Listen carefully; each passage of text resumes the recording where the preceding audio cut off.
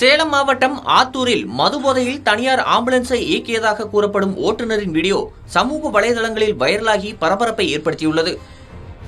ஆத்தூர் அரசு மருத்துவமனையில் அவசர மருத்துவ சேவைக்காக 108 ஆம்புலன்ஸ்கள் செயல்பட்டு வரும் நிலையில் மருத்துவமனை வளாகத்திற்கு வெளியே தனியார் ஆம்புலன்ஸ்களும் இயங்கி வருகின்றன.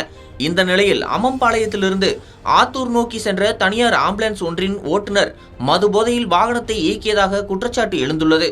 சாலையில் சென்ற இருசக்கர வாகன ஓட்டிகள் மீது மோதுவது போல ஆம்புலன்ஸ் சென்றதாக கூறப்படுகிறது.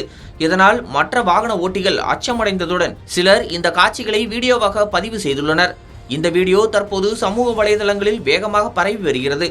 உயிர்காக்கும் சேவையில் ஈடுபடும் ஆம்புலன்ஸ் ஓட்டுநர் ஒருவர் பொறுப்பற்ற முறையில் வாகனத்தை இயக்கியதாக கூறப்படும் சம்பவம் பொதுமக்கள் மத்தியில் அதிர்ச்சியை ஏற்படுத்தியுள்ளது. இந்த விவகாரம் தொடர்பாக சம்பந்தப்பட்ட அதிகாரிகள் உரிய விசாரணை நடத்தி நடவடிக்கை எடுக்க வேண்டும் என பொதுமக்கள் கோரிக்கை விடுத்துள்ளனர். உயிர்காக்க வேண்டிய ஆம்புலன்ஸ் அச்சத்தை ஏற்படுத்தும் வகையில் இயக்கப்பட்டதாக கூறப்படும் இந்த சம்பவம் ஆத்தூர் பகுதியில் பரபரப்பை ஏற்படுத்தியுள்ளது.